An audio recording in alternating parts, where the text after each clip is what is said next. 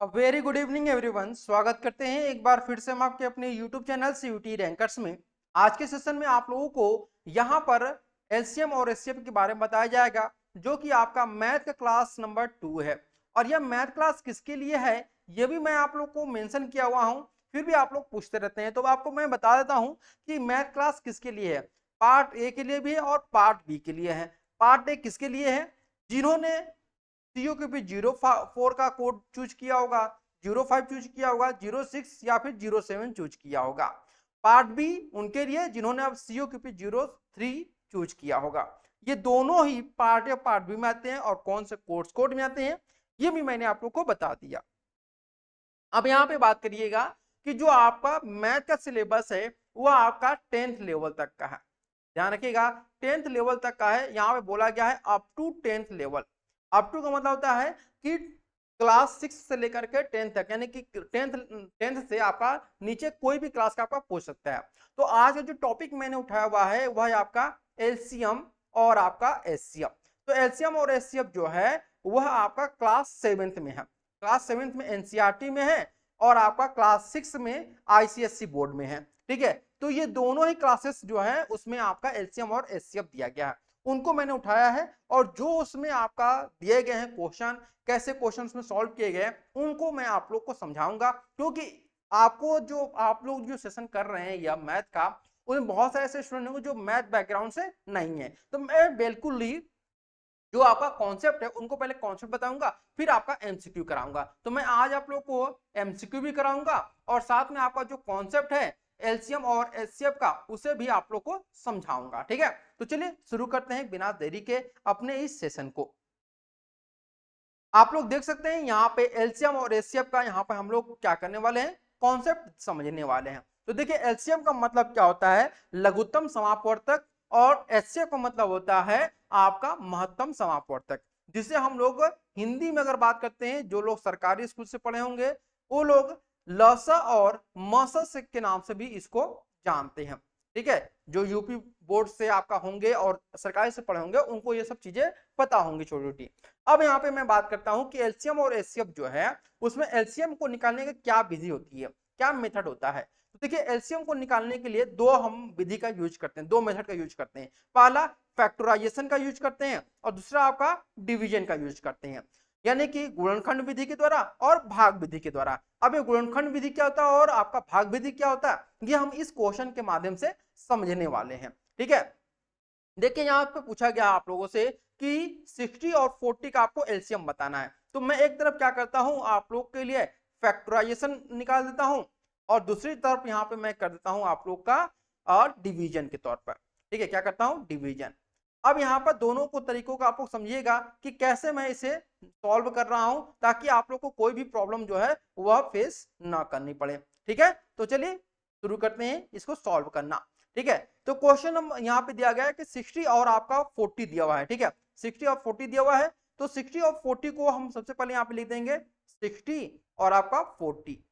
ठीक है, अब 60 को हम लोग यहाँ पे ऐसे छोटे छोटे खंडों में डिवाइड करेंगे, पार्ट में डिवाइड करेंगे कि उनका मल्टीप्लाई करने पर 60 आ जाए। तो हम क्या कर सकते हैं भाई, तो इसे करने के लिए सिंपल सा एक ही चीज है, और वह क्या है आपका, इसमें हम लोग क्या करेंगे कि जो 60 दिया गया है आप लोग यहाँ पे देख रहे हैं 60 जो दिया गया है, इसको हम लोग डिवाइड कर लेंगे। ठीक है, किसमें कर लेंगे, डिवाइड कर लेंगे। अभी जब डिवाइड हम लोग करेंगे ना, तो इसमें आपका अलग अलग भाग आपको देखने को मिलेगा। जैसे यहाँ पे हम देखेंगे 60 का यहाँ पर, तो आपको मिलेगा यहाँ पर 2 इंटू 2 इंटू 3 इंटू 5। अब यहाँ पे सबका मल्टीप्लाई करिए, 2 दूने के 4, 4 12, 12 5 60, यानी कि 2 2 जा 4, 4 3 जा 12, 12 5 जा 60 हो गया। अब 40 का भी इसी प्रकार से हम लोग निकालेंगे। देखिए यहाँ पे दिया हुआ है आपका 40 का करेंगे, तो 40 का आपका आपको जो मिलेगा आपका यहाँ पे देखेंगे यहाँ पे जो हो जाएगा वह 2 2 2 5। ठीक है, 2 दूने के 4, 4 दूने के 8, 8 5 40, ये आपका मिल गया। अब इसके बाद यहाँ पे क्या करेंगे, एलसीएम हम लोग को निकालना है। तो एलसीएम यहाँ पे जब हम लोग निकालेंगे इसका, तो एलसीएम यानी कि जो आपका कॉमन होगा दोनों में से हम लोग एक बार क्यों लिखेंगे, क्या करेंगे, केवल एक बार ही हम उसको लिखेंगे। कैसे लिखेंगे, यहाँ पे इसको समझिए। देखिए क्या है, दोनों में आप देखिए ऊपर और नीचे आपका 2 जो है वह दोनों में कॉमन है ना, कॉमन। यहाँ पे दिखेगा ये 2 जो है वह दोनों में कॉमन है, यहाँ पे 2 जो है वह दोनों में कॉमन है, ठीक है। और आपका 3 और 5, तो 5 भी आपका ऊपर और नीचे दोनों में कॉमन है, लेकिन 3 और 2 में कोई भी कॉमन नहीं है, इसलिए जो कॉमन होगा उसे हम लोग एक बार लिखेंगे। 2 ऊपर नीचे कॉमन है तो 2 को लिख दिए, फिर यहाँ पर भी 2 आपका कॉमन है तो इसे भी हम लोग लिख दिए। अब यहाँ पे देखिएगा 5 भी कॉमन है तो 5 को भी हम लोग लिख देंगे, ठीक है। लेकिन उससे पहले हम जो छोटी संख्या उसे लिखेंगे। 2 किसी का कॉमन नहीं तो 2 को लिख दिए, 3 किसी का नहीं तो 3 को, और 5 किसी का नहीं है तो 5 को हम लोग लिख देंगे, ठीक है। अब सभी का मल्टीप्लाई कर दीजिए, कितना आ जाएगा, 2 दूनी के 4, 4 दूनी के 8, 8 45, 4 3 12, यानी कि 120 आपका जो है वह एलसीएम इसका आएगा। डिवीजन में करते हैं इसका, तो आप यहाँ पे देखेंगे कि 60 और 40 का हम जो करेंगे यहाँ पर, तो आपको इस प्रकार से करना है, ठीक है। सबसे पहले 60 और 40 लिख देंगे और इसको सबसे छोटी जो संख्या होगी उससे इसको काटेंगे। तो 2 यहाँ पे कर दिए, 2 3 6, यानी कि 30 बार में, और ये 20 बार में। फिर यहाँ पर 2 से कट करेंगे तो ये आपका 15 और ये आपका 10 बार में। फिर यहाँ पर 2 से करेंगे तो आपका 15 और आपका 5। फिर 3 बार में 3 से करेंगे कट तो 3 5 15, फिर 5, फिर इसके बाद 5 से कट कर देंगे, ठीक है, 1 और 1। तो ये आप देखिएगा कि यहाँ पर आपका जो मिल रहा है वह हमें क्या देखने को मिल रहा है, 2 मल्टीप्लाई 2 मल्टीप्लाई 2, फिर मल्टीप्लाई 3 मल्टीप्लाई 5। अब सबको मल्टीप्लाई कर दीजिए तो आंसर कितना आएगा, 120 ही आएगा। चाहे आप यहाँ पर डिवीजन का यूज करिए या फिर फैक्टोरियल का यूज करिए, दोनों में जो आंसर होगा वह सेम ही होगा। अब ये डिपेंड करता है आप पर कि कैसे से सॉल्व करते हैं। सेम चीज हम यहाँ पे देखेंगे आपका एचसीएफ में भी। एचसीएफ में भी क्या होता है कि 2 नियम होते हैं, एक आपका फैक्टराइजेशन का, दूसरा आपका डिवीजन का होता है। तो जैसे यहाँ पे क्वेश्चन दिया गया है 144 और आपका 60 दिया गया है, ठीक है। तो 144 आपका दिया गया है, तो सबसे पहले हम यहाँ पे फैक्टराइजेशन करते हैं। क्या करते हैं, फैक्टराइजेशन। तो फैक्टराइजेशन में क्या करेंगे कि 144 यहाँ पे हम लोग लिख देंगे, फिर यहाँ पर आपका 160 कर देंगे। अब 144 का सबसे छोटे खंडों में डिवाइड कर लीजिए, तो ये हो जाएगा आपका 2 इंटू 2, फिर यहाँ पर इंटू 2, फिर इंटू 2 इंटू 3 इंटू 5, ये हो गया आपका।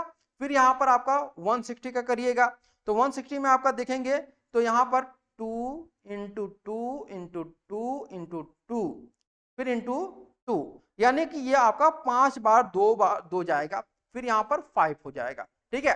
अब यहाँ पे क्या करना है कि जैसा मैंने आपको उसमें एलसीएम में बताया था कि जो ऊपर नीचे कॉमन होंगे उसे हम लोग सर्कल पहले कर लेंगे, क्या कर लेंगे, सर्कल कर लेंगे। लेकिन वहां पर हम लोग क्या करते थे कि उसको लेकर के जो आपका मिलता था दोनों में कॉमन, उसे हम लोग लिख लेते थे, जो कॉमन नहीं मिलता था उसे भी लिखते थे। लेकिन एचसीएफ में हम क्या करेंगे, जो कॉमन मिलेगा केवल उसी को लिखेंगे। जैसे यहाँ पर आप देखेंगे कि 2 कॉमन आपका मिल रहा है, ठीक है, क्या मिल रहा है आपका, 2 आपको कॉमन यहाँ पर देखने को मिल रहा है, ऊपर भी है और आपका नीचे भी है।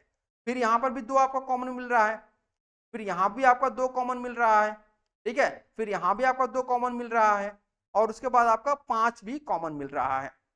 ये देख रहे हैं आप लोग 144 और 160 में। तो हम यहाँ पे 2 2 2, फिर यहाँ पे 2 और ये आपका 5, ये हो गया। अब इसका आंसर क्या आ जाएगा, 2 दूनी के 4, 4 दूनी के 8, 8 45 और 4 दूनी के 8, यानी 80 यहाँ पे हो जाएगा, ठीक है। कितना हो जाएगा, 2 दूनी के 4, 4 दूनी के 8, 8 दूनी के 16, 16 5 80, ये आपका आंसर 80 हो गया। उसी प्रकार से अगर हम यहाँ पे देखेंगे 144 और आपका 16 का निकाल 144 और 160 का निकालेंगे, ठीक है, क्या निकालेंगे, 144 और 160 का। इसमें कुछ गलती हमें लग रहा है, क्या गलती लग रहा है, ये मैं देख लेता हूँ उसको एक बार। देखिए यहाँ पर 2 हो गया, फिर 2, फिर 2, फिर 2, यानी कि 2 2 2 4 बार हमने लिख दिया। फिर यहाँ पर एक बात ध्यान रखिएगा, यहाँ पे 5 नहीं होगा, 3 ही होगा, ठीक है, इसलिए मुझे लग रहा था कि ये गलती है। तो 3 होगा और यहाँ पर आपका 5 होगा, तो ये आपका कोई भी कॉमन नहीं मिल रहा है, 5 जो है वो कोई भी कॉमन नहीं मिल रहा है। तो आपका जो 2 मिल रहा है, 2 2 4, 4 दूनी के 8, 8 दूनी के 16, यानी कि 80 की जगह आपका 16 होगा, ठीक है। इसीलिए मुझे लग रहा था कि 80 कैसे हो जाएगा, इतना बड़ा अंक जो है वो एचसीएफ में नहीं मिलता है। तो आपका जो एचसीएफ है वो आपका 16 होगा, ठीक है। अब यहाँ पे हम लोग क्या करेंगे, इसको डिवाइड की तरफ पर निकालेंगे। डिवाइड की तरफ निकालने के लिए क्या करते हैं, 144 का भागा दे देंगे 160 में, 160 कर दिया मैंने। अब ये देखिएगा 160 का जब हम भागा देंगे तो एक बार में ये जाएगा, कितनी बार में, एक बार में। तो 144, अब यहाँ पे इसको माइनस कर दीजिए, तो 10 में से 4 घटा आपका 6, उसके बाद आप यहाँ पे देखेंगे 5, 5 में से 4 घटा आपका कितना बचेगा 1, और ये कट हो गया। अब ये 16 बचा, तो 16 का 144 में भागा दे दीजिए, ठीक है। जो आपका शेष बचेगा उसी को फिर से भागा देना, जो आपका जिससे डिवाइड हम लोग किए थे। तो 144 हो गया, तो अब 16 का 144 में भागा देंगे तो आपका 9 बार में ये चला जाएगा, तो ये आपका 144 पूरा कट जाएगा, ठीक है। तो ये हमारा 16 यहाँ पर भी आपको आ गया, यानी कि दोनों तरीके से हमारा जो एचसीएफ है वो आपका सेम आ रहा है। क्या आ रहा है? सेम एचसीएफ हमारा यहाँ पर निकल रहा है। तो मैंने आप लोग को यहाँ पर जो बेसिक चीजें थी, जो इसकी कॉन्सेप्ट था, वो मैंने समझा दिया कि कैसे आपको एलसीएम और एचसीएफ का फैक्टराइजेशन के माध्यम से और डिवीजन के माध्यम से एचसीएफ और एलसीएम निकाल सकते हैं। अब हम आते हैं अपने क्वेश्चन की तरफ, कैसे क्वेश्चन आप लोग का एलसीएम और एचसीएफ में पूछे जाते हैं, ठीक है। दिया हुआ है 1, क्वेश्चन नंबर 1 का रहा है कि 15 और 12 का आपको एलसीएम निकालना है। 15 और 12 का एलसीएम निकालना है, तो मैंने आपको बताया है कि आप क्या करना है, आप अगर डिवाइड के तौर पर निकालना चाहते हैं डिवाइड मेथड से, तो यहाँ पर 15 और 12 यहाँ पर लिख दीजिए, और ये आपका सबसे छोटी जो अंक होगा उससे हम लोग पहले डिवाइड करते हैं। तो 15 में जाएगा नहीं 2 का भागा, तो उसको जैसा है वैसा उतार देंगे। 12 है तो 6 बार जाएगा, फिर ये आपका 2 से कट जाएगा 3 टाइम में, और ये 15, फिर ये आपका 3 जो है वह कट जाएगा किससे 1 बार में, और ये आपका 5 टाइम में, फिर ये आपका 5 हो जाएगा, यानी ये भी 1 और ये भी 1। जब आपका आखिरी में 1 1 हो जाएगा तो फिर यानी आपका एलसीएम जो आपका सही स्थान पर है। अब यहाँ पे क्या करेंगे कि 2 इंटू 2 इंटू 3 इंटू 5। अब यहाँ पे इसका आंसर क्या जाएगा, 2 दूनी के 4, 4 3 12, 12 पंजे 60, यानी हमारा जो आंसर होगा वह 60 जो है वो आपका सही हो जाएगा, यानी कि डी सही होगा, ठीक है। अब आते हैं क्वेश्चन नंबर हम लोग 2 पे। दिया हुआ है आपका कि दो संख्याओं का अनुपात 3 संबंधित 4 है, उनका महत्तम समापवर्तक 4 है, तो उनका लघुत्तम समापवर्तक क्या होगा। तो यहाँ पे इंग्लिश वाले जो स्टूडेंट हो आप लोग यहाँ पे समझ सकते हैं क्वेश्चन पढ़ करके। तो देखिए दो संख्याओं का अनुपात 3 संबंधित 4 दिया हुआ और महत्तम आपका 4 है, यानी हमें x जो दिया हुआ है वो आपका 4 दिया गया है, ठीक है। x जो है आपका 4 दिया गया है, और आपका अनुपात जो है 3 और 4 दिया हुआ है, तो हम यहाँ पे 3x और आपका 4x कर सकते हैं, ठीक है। क्या कर सकते हैं 3x और आपका 4x, और x का वैल्यू हमें पहले से पता है, महत्तम समावर्त दिया हुआ था, तो आपका 3 में आपका 4 का मल्टीप्लाई कर देंगे और 4 में आपका 4 का मल्टीप्लाई कर देंगे, तो ये हो जाएगा आपका 12 और ये आपका हो जाएगा 16। और बोला है कि उनका लघुत्तम समापवर्तक बताइए, यानी कि 12 और 16 का आपको एलसीएम निकालना है। क्या निकालना है? एलसीएम निकालना है। तो 12 और 16 का जब आप एलसीएम निकालेंगे तो हमारा जो आंसर आएगा 12 और 16 का वह हमारा हो जाएगा 48। आप लोग एलसीएम निकाल लेंगे, मुझे पूरी उम्मीद है। अगले क्वेश्चन की तरफ हम लोग बढ़ते हैं। क्वेश्चन नंबर 3 दिया हुआ है आप लोग का कि 3 संख्याएं दी गई हैं, 3 संबंधित 4 संबंधित 5, अनुपात है उनका लघुत्तम समापवर्तक जो है वह 2400 है, तो उनका महत्तम समापवर्तक जो है वह क्या हो जाएगा, ये आपसे पूछा है। तो देखिए यहाँ पर क्या करना है, ये सिंपल सा समझ लीजिए। तो आपका हम लोग ने यहाँ पे मान लेते हैं कि जो संख्या है वह हम लोग का x है, ठीक है। क्या है आपका जो महत्तम समापवर्तक है वह x है, लेकिन x का वैल्यू तो हमें कुछ नहीं दिया हुआ है, तो x का वैल्यू निकालने के लिए सभी में हम लोग क्या करेंगे, तो यहाँ पे सभी संख्याओं को अलग अलग कर देंगे, तीनों संख्याओं को। तो तीनों संख्या क्या हमारा है 3x 4x और 5x है, ठीक है। अब यहाँ पे दिया है लघुत्तम समापवर्तक, लघुत्तम समापवर्तक यानी कि तीनों का मल्टीप्लाई कर देंगे। क्या कर देंगे? तीनों का मल्टीप्लाई। तो यहाँ पे 3x multiply 4x multiply 5x equal to 2400, ये हो गया। आप सभी का मल्टीप्लाई जब हम लोग करेंगे तो ये हमारा जो होगा वह 3 चौको 12 12 पंजे 60x हो जाएगा। कितना हो जाएगा? 60x। अब ये नहीं कि आपका यहाँ पर 1 1 1 है तो इसको हम लोग ऐड करें तो ये x स्क्वायर हो जाएगा, x का क्यूब हो जाएगा, ऐसा नहीं होता है इसमें, ठीक है। यहाँ पे 60x हो जाएगा और इसके बाद आपका यहाँ पे क्या हो जाएगा 2400 हो जाएगा। तो आप यहाँ पे देखेंगे कि x का जो वैल्यू हमें मिल रहा है 6 चौको 24, 6 चौको 24 और आपका 10 से 10 कट गया यानी कि 40। नेक्स्ट का वैल्यू जो होगा वो 40 है, यानी एलसीएम जो आपका एचसीएफ है, यानी एचसीएफ वो आपका क्या है 40 आंसर है, ठीक है। क्या है आपका 40। तो ऑप्शन नंबर हमारा जो ए है वो आपका सही आंसर होगा, ठीक है। अब आते हैं अगले क्वेश्चन की तरफ हम लोग। क्वेश्चन नंबर आपका 40 दिया हुआ है, सॉरी 4। क्वेश्चन नंबर 4 है कि सबसे बड़ी संख्या पूछा है, यानी कि आपका एचसीएफ यहाँ पे पूछा है सीधे, ठीक है। जहां भी बड़ी संख्या दिया रहा हुआ एचसीएफ और छोटी संख्या दिया हो तो एलसीएम।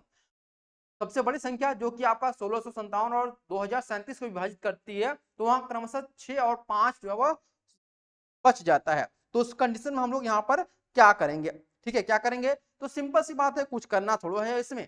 हम लोग यहाँ पे जो काम करेंगे वह क्या करेंगे कि आपका जो संख्या पहली है वह 1657 है, तो 1657 में हम लोग 6 को माइनस कर देंगे। इसके बाद आपका दिया हुआ है 2037, तो 2037 में माइनस कर देंगे 5 को, क्या आंसर मिलेगा यहाँ पर हमें, तो 1600 आपका मिल जाएगा 51 और 2000 आपका यहाँ पर 32 हो जाएगा। ठीक है, ये हमें मिल गया। अब यहाँ पे बोला है कि इसका एचसीएफ हमें निकालना है, क्या करना है, एचसीएफ। तो इसका एचसीएफ आप जब निकालेंगे, चाहे आप गुणनखंड विधि से निकालें या फिर भाग विधि से, तो इसका जो एचसीएफ आएगा वह 127 आ जाएगा। ठीक है, 127। अब कैसे आएगा, ये तो मैंने आप लोग को कॉन्सेप्ट समझा दिया हुआ है। अब आते हैं क्वेश्चन नंबर आप लोग का 5 पे। ठीक है, क्वेश्चन नंबर 5 दिया हुआ है कि तीन संख्याएं एक संबंधित दो संबंधित तीन के अनुपात में उनका एचसीएफ जो है वह 12 है, तो वह संख्या बताइए। आपको क्या करना है, हमारा एचसीएफ दिया हुआ है 12, यानी कि x का जो वैल्यू है हमें ऑलरेडी दे दिया है कि आपका 12 होगा। अब तीनों संख्याएं दिया हुआ है आपका x, 2x, 3x। ठीक है, अब यहाँ पे जो संख्या दी गई है इसको हम लोग क्या करेंगे, यहाँ पर ध्यान से देखिएगा, तो यहाँ पर आपका वैल्यू दिया हुआ है 12, आपका 12 दूनी के 24 की बार 36, ये आपको मिल गया संख्या। तो हमारा जो संख्या हो जाएगा वो 12, 24, 36, ये हमारा यहाँ आंसर सही हो जाएगा। ठीक है, चलिए अब आते हैं अगले क्वेश्चन तरफ, और ये आज का हमारा आखिरी क्वेश्चन है और बहुत ही इंपॉर्टेंट क्वेश्चन है। ठीक है, यह है कि 6 घंटियां एक साथ बजना शुरू करती हैं और कब कब बजती हैं, 2 सेकंड पे, 4 सेकंड पे, 6 सेकंड पे, 8 सेकंड पे, 12 सेकंड पे। ठीक है, वो लगातार बजती हैं, एक साथ नहीं बजती हैं, ध्यान रखिएगा। अब यहाँ पूछा है कि 30 मिनट में वे एक साथ कितनी बार बजती हैं, यानी कि 30 मिनट में वो कितनी एक बार एक साथ बजती हैं। अब यहाँ पे देखिएगा ये आपका सेकंड में दिया गया है, कितने सेकंड के अंतराल में, तो हम पूरा सेकंड नहीं हमें पता है कि कितना टोटल सेकंड है, तो टोटल सेकंड हम पहले निकालते हैं। टोटल सेकंड निकालने के लिए हम इसका क्या कर देंगे, एलसीएम निकाल देंगे। क्या कर देंगे, एलसीएम निकालेंगे। तो हम यहाँ पे 2, 4, 6, 8, 10 और 12 ये दिया हुआ है। अब इसका हम लोग क्या करेंगे, एलसीएम निकालते हैं। तो एलसीएम इसका जो होगा वह कितना हो जाएगा, आपका 120 हो जाएगा। आप लोग निकाल कर देख लीजिएगा उसको। ठीक है, 120 हो जाएगा। अब ये 120 क्या है, आपका सेकंड दिया हुआ है, और आपको पता है कि 120 मिनट में 2 मिनट होते हैं, होता है ना आपका 120 मिनट 2 मिनट, और आपसे पूछा है कि 30 मिनट में एक साथ कितनी बार बजेंगे सॉरी, तो यहाँ पे देखिए 30 आपका दिया हुआ है, 30 बटा के आपका 2 यहाँ पे हो गया। आप इसको डिवाइड कर देंगे तो ये आपका 15।